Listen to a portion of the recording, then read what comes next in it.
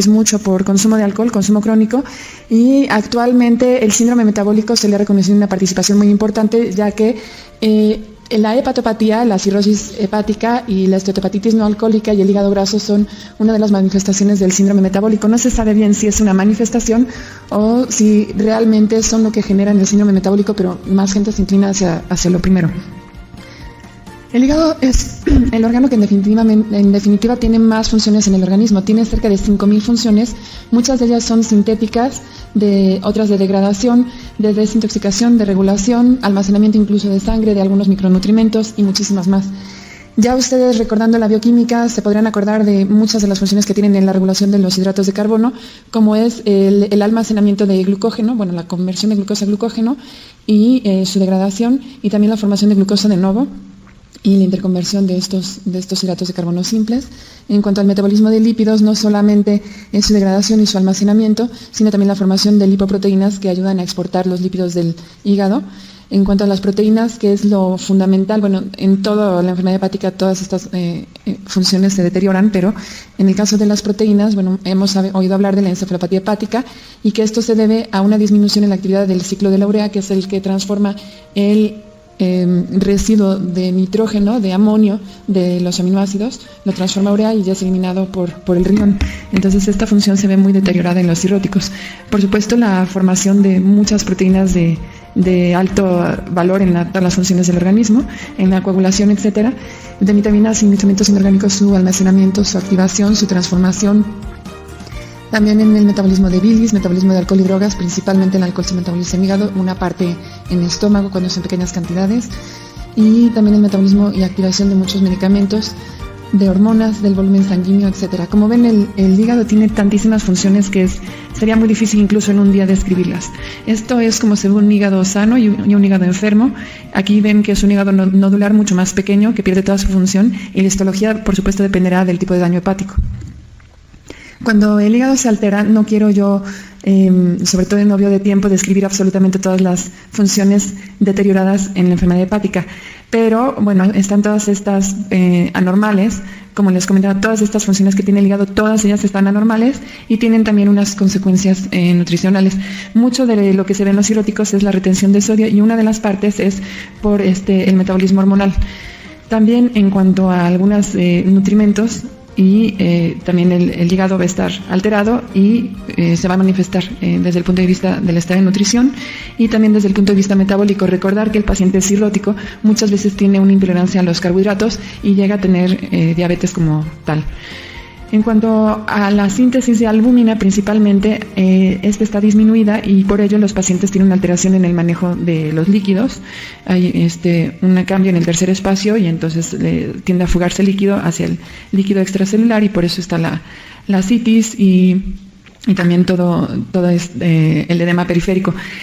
Fundamentalmente en el metabolismo de proteínas, el ciclo de la urea, que como les comentaba está disminuido o muy atenuado, pues hay una intolerancia a proteínas, también de aminoácidos de cadena ramificada. Estos se depuran más, se degradan más por la hiperamonemia, y los aminoácidos aromáticos también hay una elevación de ellos, por lo cual también los pacientes manifiestan una intolerancia a proteínas. Esto es todo el espectro de la enfermedad hepática y el hígado graso es potencialmente reversible. Esto se debe a alcoholismo y diabetes mellitus, obesidad, kwashiorkor y nutrición parenteral por tiempo prolongado. La hepatitis es por muy diversas causas, ustedes saben que puede ser aguda o crónica. La cirrosis es lo que más nos va a ocupar esta conferencia y el paciente puede llegar a morir. En algunos casos, sobre todo cuando se facilita por el virus de hepatitis C, puede progresar mucho más rápido a hepatocarcinoma. Los signos tempranos de la enfermedad hepática, además de la anorexia, hiporexia, disgeusia, náusea y vómito, es también la pérdida de peso por una desnutrición. Sin embargo, ya cuando la enfermedad hepática tiene un mayor tiempo de evolución, más cronicidad, todo lo contrario, el paciente puede tener incluso un sobrepeso, pero este sobrepeso no es de una masa celular efectiva, sino de un volumen acumulado muy importante. El paciente llega a tener hasta unos 15-18 litros de ascitis. Entonces, eso es una de las alteraciones muy importantes, el aumento de peso, pero también la asterixis, la citis, la hepatomegalia, esplenomegalia, eritema palmar y otras. Bioquímicamente, la enfermedad hepática se puede medir por las pruebas de función hepática. En términos de evolución, hay unos indicadores como la albúmina y el tiempo de coagulación que nos sirven para definir la clasificación de Child-Pugh. El amonio arterial, en cierta forma, nos ayuda a ver el deterioro hepático, pero no siempre correlaciona, sobre todo con la encefalopatía. El nitrógeno ureico en sangre, la hipocolesterolemia. Y en radiología, pues ustedes saben, radiología, principalmente ultrasonido y tomografía, y la biopsia es el estándar de oro, pero muchas veces no es posible debido a la prolongación de los tiempos de coagulación, y por eso se hace una biopsia transyugular. En la enfermedad hepática por alcohol, muchas veces el paciente se desnutre independientemente de que coma bien, y es raro que coma bien el paciente, por todas las características que causa el alcohol, ¿no? De pérdida de olvido, de pobreza, de que se rompe el núcleo familiar. Entonces, esa es una parte que los pacientes no comen bien. Además, anatómica y fisiológicamente y también metabólicamente, el alcohol produce muchas alteraciones. El alcohol incide en todos los órganos en forma negativa, absolutamente en todos, y más en el metabolismo. Se produce una esteatosis o una hipoglucemia debido a una mayor lipogénesis y glucogenólisis, y además hay anorexia, náusea y vómito y hipogeusia. Y muchas veces este paciente tiene deficiencias nutricias de casi todos los nutrimentos, sobre todo de las vitaminas. Y bueno, el alcohol puede afectar al hígado no solo por la acumulación de grasa, esto es la esteatosis grasa simple, que esta se elimina cuando el paciente deja de tomar alcohol, sino que puede progresar a hepatitis, que son los casos más graves, a cirrosis hepática y, como les comentaba, hepatocarcinoma cuando está facilitado por el virus de hepatitis C. El tratamiento en general es simplemente disminuir el consumo de alcohol, tratar la enfermedad que ya se ha provocado. Los multivitamínicos son muy importantes, se puede llegar a utilizar nutrición parenteral. El disulfiram es que tiene efecto antabús para que el paciente deje de tomar alcohol en algunos casos, pero la mayoría de los pacientes no lo quieren tomar porque se sienten muy mal al seguir tomando alcohol. Y bueno, evitar algunos alimentos que tienen alcohol normalmente, algunos chocolates seminados, etcétera. Y a nivel hospitalario es muy importante las torundas. No se crean, pero los pacientes llegan a tomar de las torundas. Es su banquete, ¿no? La hepatitis aguda, bueno, ya saben, es la inflamación y necrosis hepática, se debe a diferentes causas. En nuestro país el virus de hepatitis C es el más común, y seguido del virus B. Sin embargo, la hepatitis alcohólica es también muy importante. Y la enfermedad autoinmune, por supuesto. Hay 3 fases y la evolución puede ser autolimitada según la causa o puede ser crónica. De hecho, el paciente no se puede diagnosticar hasta unos 15 años cuando ya debuta con una cirrosis franca. El tratamiento de la hepatitis aguda es el tratamiento de reposo y una dieta que sea hiperenergética para asegurar que las proteínas que se le van a dar al paciente vayan a ser utilizadas como tal. Se tiene que dar suficiente energía, no dar tanta grasa porque además no la van a tolerar, muchas veces tienen náusea, y la dieta fraccionada en quintos. La cirrosis hepática es ya el tema que nos va a ocupar el resto de la conferencia, y es una distorsión de la arquitectura hepática donde se pierden la mayor parte de las funciones. Se debe a todas estas causas que vemos. Incluso hay enfermedades metabólicas importantes como la macromatosis, la enfermedad de Wilson y algunas enfermedades en niños, las de errores innatos del metabolismo, y algunas que pueden producir cirrosis, y por lo cual el tratamiento ideal, pero que todavía sí que es una realidad en el país, pero no tanto como quisiéramos, es el trasplante. Y esto es tema de otra conferencia. La cirrosis hepática puede tener un inicio insidioso en la mayor parte de las veces. Puede cursar con ictericia, edema, citis, hepatomegalia, esplenomegalia, eritema palmar, hipertensión portal, hemorragias, así pueden debutar algunos pacientes. Se diagnostica con una historia clínica, con alteraciones bioquímicas y lo ideal con una biopsia porque el ultrasonido pues no es suficiente. Y hay muchas complicaciones que se producen de esta enfermedad, como les comentaba, la citis, que se trata con diuréticos, la hipertensión portal, también con betabloqueadores, las varices esofágicas. Actualmente, bueno, antes era pues la inyección, ahora de sustancias, ¿no? Pero actualmente ligar las varices es más oportuno. Y la encefalopatía hepática, que es donde más participación podría llegar a tener la dieta. El tratamiento consiste en la disminución de la formación de amonio, en la disminución también en la absorción del amonio con algunos medicamentos, y bueno, hay algunos otros puntos para atacarla. El cirrótico es uno de los pacientes que más se desnutren fuera del paciente con cáncer, puesto que el laboratorio del organismo pues está disfuncional. La desnutrición es muy importante, hay alteraciones también gastrointestinales, encefalopatía, alteraciones metabólicas, la hipertensión portal, y es muy grave el síndrome hepatorrenal y el hepatopulmonar. Como ustedes ven, la desnutrición puede ser un motivo para para condicionar la mortalidad de un paciente. Fíjense aquí, el paciente desnutrido que tiene una menor supervivencia que un paciente que tiene mayor peso. Entonces, en este caso sí afecta el estado de nutrición. Y hay muchas alteraciones que se dan no solo desde el punto de vista fisiológico, sino del estado de nutrición. Se puede ver la emaciación de estos pacientes, la citis, como les comentaba, hasta 20 kilos más, el edema periférico, y por supuesto hay otras alteraciones muy importantes que a veces nos olvidamos, que es la osteoporosis, por ejemplo. Puede haber escorbuto, puede haber petequias, que todas estas son por deficiencias de vitaminas, sobre todo cuando la hepatopatía es por alcohol. Y en algunas series la cirrosis puede causar hasta un 80 o 90% de desnutrición en todos los pacientes. Es cierto que es multifactorial, no solo es, lo principal yo creo que podría ser la enfermedad de base, sin embargo también puede ser parte del tratamiento médico, el que se da, que se restringen muchas proteínas, por ejemplo, indiscriminadamente, injustificadamente, y también hay algo que los pacientes pueden llegar a desarrollar, que es el hipermetabolismo, que es un mayor gasto energético del estimado. Esto se mide con calorimetría. También hay un hipercatabolismo, un mayor desgaste de proteínas, hay mala absorción, en muchos casos, sobre todo en la cirrosis biliar primaria, en la cirrosis por alcohol, puesto que todo el tubo digestivo está alterado. Hay una menor ingestión y esto se puede deber no solo a la depresión y la citis, que causa una compresión a nivel gástrico, sino también a una gastroparesia, y también hay mediadores inflamatorios importantes que afectan el apetito del paciente y causan anorexia, además de otros muchos mecanismos.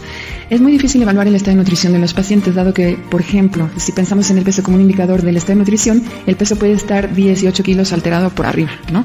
Los bioquímicos, la síntesis de muchos nutrimentos que se miden como evaluación del estado de nutrición, están alterados por la función sintética disminuida del hígado. Los clínicos son los más fáciles, nada más que se requiere una deficiencia muy prolongada para notarlos, y los dietéticos, que realmente pues nada más nos servirán para establecer pautas de alimentación. Sin embargo, se podría llegar a utilizar la valoración global subjetiva en estos pacientes, que es no tanto para evaluar el estado de nutrición, sino un método de tamizaje para ver en qué momento intervenimos con los pacientes, y reúne criterios de cambios de peso, de cambios en ingestión, en síntomas, el estadio funcional y el estadio de la enfermedad. En la cirrosis, la desnutrición está asociada con una mayor hemorragia, mayor posibilidad de hemorragia de varices, pérdida de sangre en cirugía, mayor hospitalización, sobre todo en la UCI, mayores costos de hospitalización, deficiencias inmunológicas, menor cicatrización de heridas. Recuerden que estos pacientes a veces se someten a derivaciones para evitar las hemorragias de tubo digestivo, menor cicatrización. Podría llegar a afectar el síndrome hepatorrenal, la supervivencia, pero definitivamente la calidad de vida se ve muy mermada. Y como les comentaba, como causas de menor ingestión, además de la anorexia, también hay saciedad temprana, y recordar de la náusea y vómito, que se presenta hasta en el 55% de los pacientes, más si siguen consumiendo alcohol. Las alteraciones principales que se producen en la función hepática son una menor capacidad de almacenamiento de glucógeno. Por eso el paciente no maneja bien los hidratos de carbono y tiene hiperglucemias. También hay una mayor degradación de proteínas, hay una menor síntesis de las mismas, mayor degradación de lípidos. Tampoco los lípidos se pueden exportar adecuadamente por la deficiencia de lipoproteínas, porque no hay proteínas que se sinteticen para después acarrear los lípidos fuera del hígado, y hay alteraciones hormonales que van a influir en el manejo de la glucosa, en el glucagón y también en el manejo de líquidos. En cuanto a los hidratos de carbono, hay una hiperglucemia e hiperinsulinemia, con lo cual hay una resistencia a la insulina. Entonces las células en ese momento tienen una señal de decir: no me están dando de comer, no me llega la glucosa que necesito. Entonces se echan a andar dos mecanismos, como en cualquier situación de ayuno. Y en este caso, la reserva de lípidos en el tejido adiposo se va a degradar, el glicerol va a disminuir el tejido adiposo, y por eso también hay emaciación de los pacientes cirróticos, ¿no?, que disminuye la masa también grasa. Y también, por otro lado, la alanina es un sustrato gluconeogénico, es decir, a partir de la alanina de los músculos que allí se almacena, digamos, se va a producir glucosa. Entonces los dos tejidos van a disminuir en estos pacientes. Por eso es tan importante un suficiente aporte de energía para evitar estas alteraciones. Ya sería un poco complicado y supongo que tienen ganas de un receso, pero nada más les quiero comentar que en el cirrótico, como en otras enfermedades que son inflamatorias, como el cáncer, como la enfermedad pulmonar obstructiva crónica, como la insuficiencia renal crónica terminal, etcétera, son enfermedades que se acompañan del síndrome de anorexia caquexia, que se llama. El paciente no come y además es caquéctico, es decir, disminuye el tejido muscular y el tejido graso por una condición inflamatoria que es permanente y que es muy complicada de tratar. Esto se define. Y estos pacientes con hepatopatías sí se elevan las citocinas proinflamatorias, sobre todo en el caso del virus B, del virus C y otras condiciones. Entonces se produce anorexia no solo por estas que influyen en el hipotálamo, sino de que también hay alteraciones en el olfato y el gusto y en la motilidad gastrointestinal. La caquexia no solo se produce por la citocina, sino por una alteración de los neuropéptidos que se ha detectado en estos pacientes y algunos otros factores humorales que producen la proteólisis y la movilización de lípidos, y por eso el paciente se desgasta. Y también hay otras alteraciones muy importantes, gastrointestinales, depresión y, como les comentaba, la iatrogénica. Entonces, bueno, esto ya no les voy a comentar tanto, más que algo que me interesa mucho, que es, ustedes saben que la serotonina es un inhibidor del apetito. Los antidepresivos, que son inhibidores de la recaptura de serotonina, producen un aumento de serotonina, y esta serotonina elevada hace que el paciente no tenga hambre. Entonces, en los pacientes cirróticos hay una mayor degradación por la hiperamonemia de los aminoácidos de cadena ramificada. Y en la barrera hematoencefálica van a aumentar los aminoácidos aromáticos, entre ellos el triptofano. El triptofano es un precursor de la serotonina. Entonces, si hay una mayor concentración de aminoácidos aromáticos, va a haber mayor triptofano, va a haber mayor serotonina y el paciente va a tener menos hambre. ¿Qué quiere decir esto? Que nosotros, si queremos que el paciente coma, también podríamos potencialmente modificar esta relación de aminoácidos de cadena ramificada. Noten que es la primera vez que yo se los menciono, pero es uno de los usos prácticos de los aminoácidos de cadena ramificada que son muy utilizados en esta enfermedad. Además, hay que tratar la citis, probablemente la gastritis, y hay unos orexigénicos que pueden tener mayor o menor efecto y mayor o menor consecuencia en el paciente. En cuanto a la caquexia, pues esta es mucho más compleja y es mucho más difícil de intervenir. Hay 3 sistemas de degradación muscular y en el cirrótico hay una mayor pérdida de la capacidad de síntesis que de degradación. Y las opciones que se comentan, como en el paciente con cáncer, son aminoácidos de cadena ramificada, principalmente leucina y su metabolito, y también inhibir la síntesis de citocinas por un tipo de ácido graso omega 3, el EPA. El tratamiento de las complicaciones de la cirrosis, además de la desnutrición, que ya hablaremos un poco más a fondo, son la hipertensión portal. En la ascitis y el edema se recomienda el reposo, dar diuréticos, ¿sí? Realmente la restricción de líquidos se hace muy al final, cuando hay una hiponatremia hipervolémica, pero lo que es muy importante es disminuir el sodio, esto en la mayor parte de los casos. En las varices esofágicas, bueno, si no son de muy alto grado, pues no hay problema en general con la alimentación. Y la encefalopatía, bueno, pues es todo un tema que requiere entender un poco el metabolismo del amonio.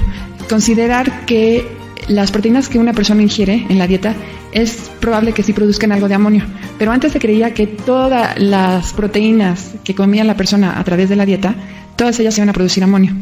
Y se sabe que el 80% del amonio que tiene un cirrótico en la sangre no proviene de las proteínas exógenas, proviene de la degradación que hacen las bacterias amoniogénicas del intestino, por lo cual también tiene interés el tratar estas bacterias y eliminar esta fuente de amonio, y no necesariamente disminuir la fuente de proteínas, ya que esto lo único que va a pasar es desnutrir al paciente. Y si recordamos que el músculo es un almacén no solo de alanina, sino de aminoácidos de cadena ramificada, pues el índice en la barrera hematoencefálica va a ser todavía menor. Entonces es muy importante pensar que el amonio no solo viene de la dieta, eso es algo que quiero que les quede muy claro. También viene de la hipoxemia, también viene de las derivaciones protosistémicas que se hacen, sobre todo las de gran calibre, y de la menor síntesis de glutamina renal. Por lo tanto, muchas veces es más fácil pensar en que podamos dar aminoácidos de cadena ramificada. Entonces hay muchas teorías de la encefalopatía, las más vigentes y más trabajadas son la del amonio y la de los aminoácidos de cadena ramificada, en donde el coeficiente normal es de 3:1, ganando los de cadena ramificada, y sin embargo en la hepatopatía la relación es de 1:1. Entonces se trata de normalizar este coeficiente.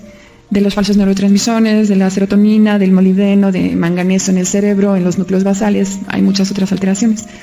Y bueno, los factores precipitantes de la encefalopatía, antes se creía que era el consumo excesivo de proteínas, pero les digo, no necesariamente. La hemorragia de tubo digestivo, que es muy amoniogénico, que de hecho tiene amonio, la sangre, pues también es algo muy importante. Las infecciones, la constipación. De allí la importancia de darle una dieta alta en fibra a estos pacientes, porque las proteínas vegetales tienen varias funciones, y entre ellas la fibra va a hacer que se acidifique el pH del intestino, y a la hora de acidificarse el amonio, que es básico, es lo contrario de ácido, no se va a absorber.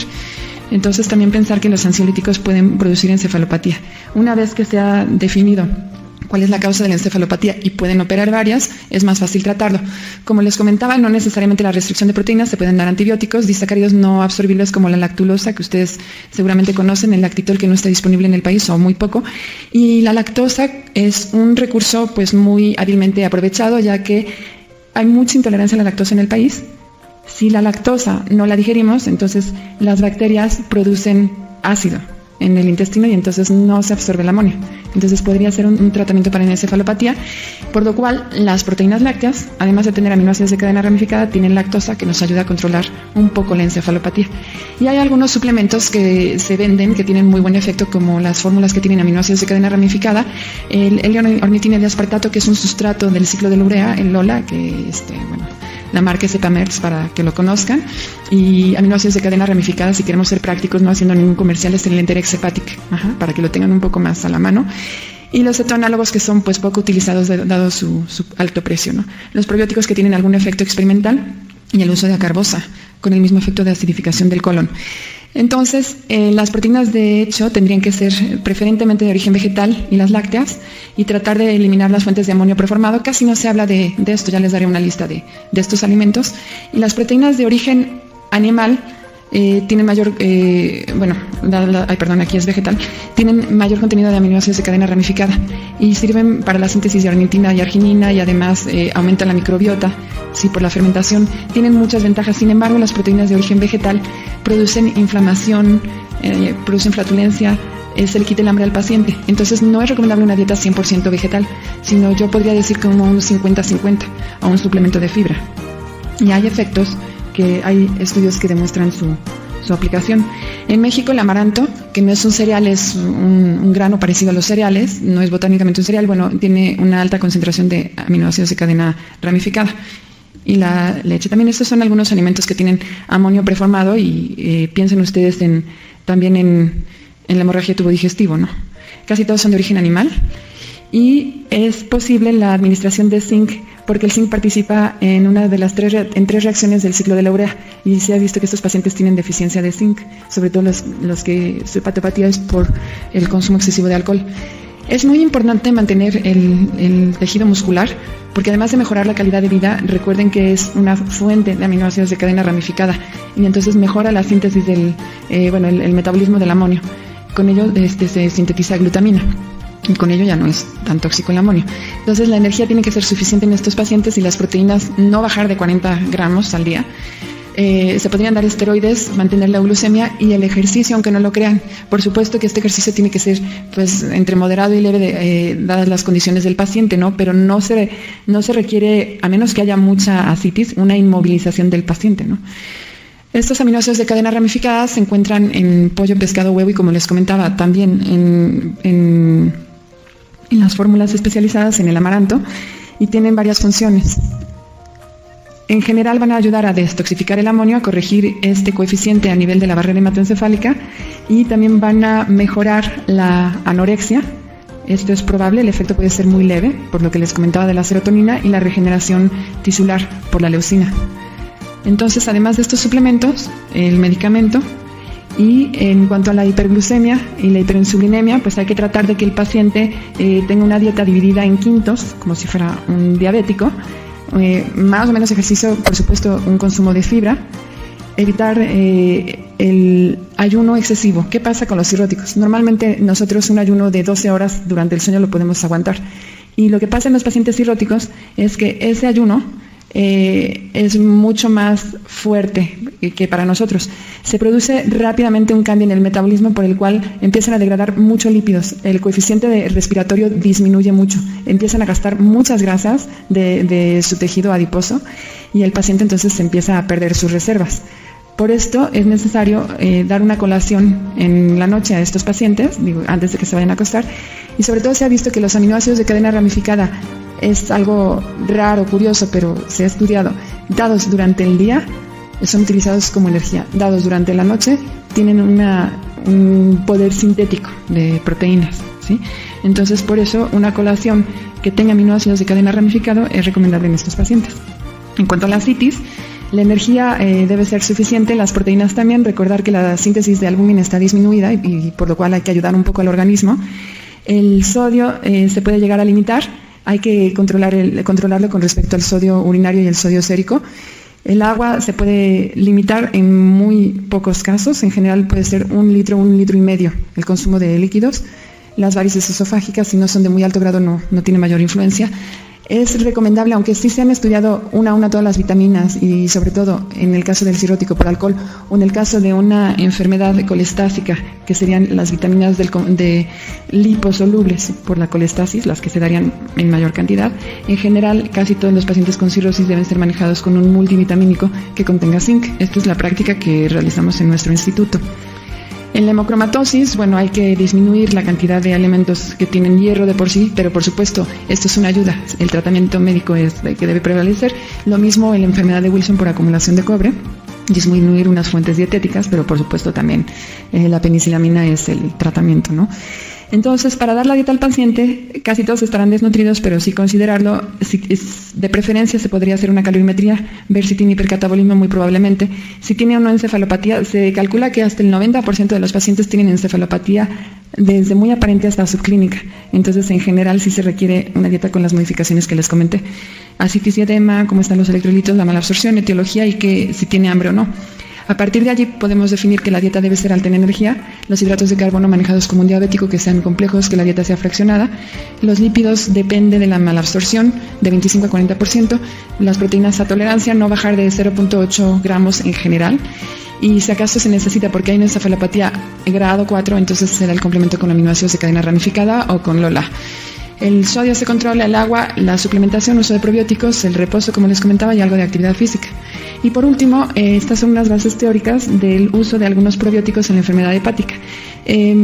Una parte, como les comentaba, es que hay bacterias amoniogénicas, entonces las bacterias que les vamos a dar a través de los probióticos, que sería otra marca, el Yakult, por ejemplo, el Soful, todos los cultivos vivos que se encuentran generalmente en los lácteos, estos van a producir, digamos, como una guerra limpia, ¿no?, de bacterias buenas contra las bacterias malas y amoniogénicas.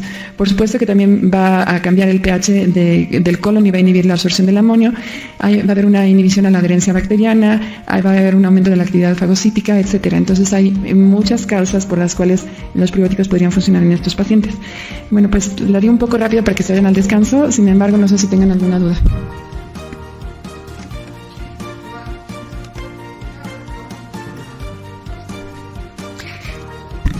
Sí, mire, yo soy nutrióloga de formación. Sí, entonces, bueno, la paracentesis evacuadora es un procedimiento por el cual se pueden extraer cierta cantidad de líquidos, pero se tiene que reponer con plasma y con algunos expansores de plasma, si no va a deteriorarse la función renal.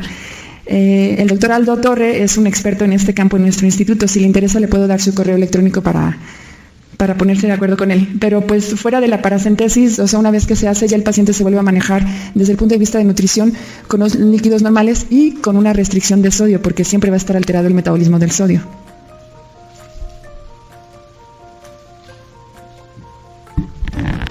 Bueno, si ya no hay más preguntas, entonces agradecemos a la doctora Pilar Milke su participación y nos vemos entonces a las 6:10 para continuar.